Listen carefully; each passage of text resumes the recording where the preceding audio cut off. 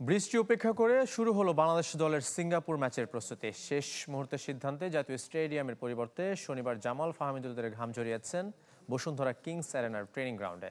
ফুটবলারদের ফিটনেস ট্র্যাকে ব্যবহার হচ্ছে জিপিএস। টিম মিটিংয়ে সবাইকে বুঝিয়ে দেওয়া হয়েছে দেশের মানুষের প্রত্যাশা আর ফুটবলারদের দায়িত্ব। ফুটবলারদের প্রত্যাশা ছিল দীর্ঘদিন পর জাতীয় স্টেডিয়ামে অনুশীলনে নামার। ফাহমিদুল ইসলাম সহ অনেকের প্রথম অভিজ্ঞতা হতো জাতীয় দলের ক্যাম্পে হোম অফ ফুটবলে প্রথম অনুশীলনের, কিন্তু বৃষ্টিতে সে অপেক্ষা দীর্ঘ হয়েছে। তবে থেমে থাকেনি প্রস্তুতি।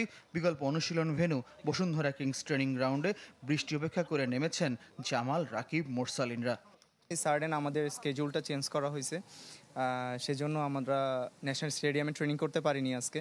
যদিও আমরা করতে পারলে ভালো লাগতো, কারণ দীর্ঘ 4-5 বছর পরে আমরা ন্যাশনাল স্টেডিয়াম পেতে যাচ্ছি। কালকে পর্যন্ত জানে যে ন্যাশনাল স্টেডিয়ামে আজকে প্র্যাকটিস হবে, সো অনেকদিন পর তারা মাঠে যাবে। আর রেডিও ছিলাম, বাট এখন তো মৌসুম আসলে ডিফারেন্ট। হামজা, সৌমিত্র এখনও না আসায় প্রথম অনুশীলনে স্পটলাইট ইতালি প্রবাসী ফাহমিদুলের ওপর। জাতীয় দলের দ্বিতীয় ক্যাম্পে আপন করে নিচ্ছেন সতীর্থদের। সে অনেক ফ্র্যাঙ্কলি আমাদের মতোই। সে যে প্রবাসী প্লেয়ার আমি এটা বলবো না, সে বাংলাদেশি একজন প্লেয়ার, এটাই হচ্ছে বড় পরিচয়।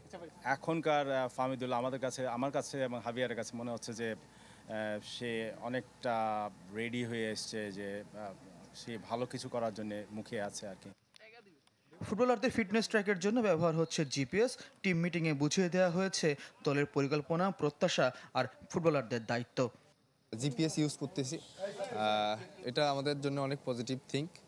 তো ইনশাল্লাহ ওভারঅল আমি মনে করি যে ভুটান ম্যাচ বা সিঙ্গাপুরের ম্যাচ আমাদের ফিজিক্যাল কোনো প্রবলেম হবে না। মিটিং হয়েছে, এই বিষয়গুলো নিয়েই কথা হয়েছে যে আগের মানুষের এক্সপেকটেশন, এখনকার সমর্থকদের এক্সপেকটেশন আসলে এক জায়গায় নেই।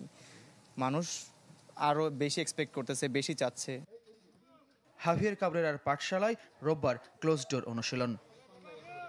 ফয়জুল ইসলাম, চ্যানেল 24, ঢাকা।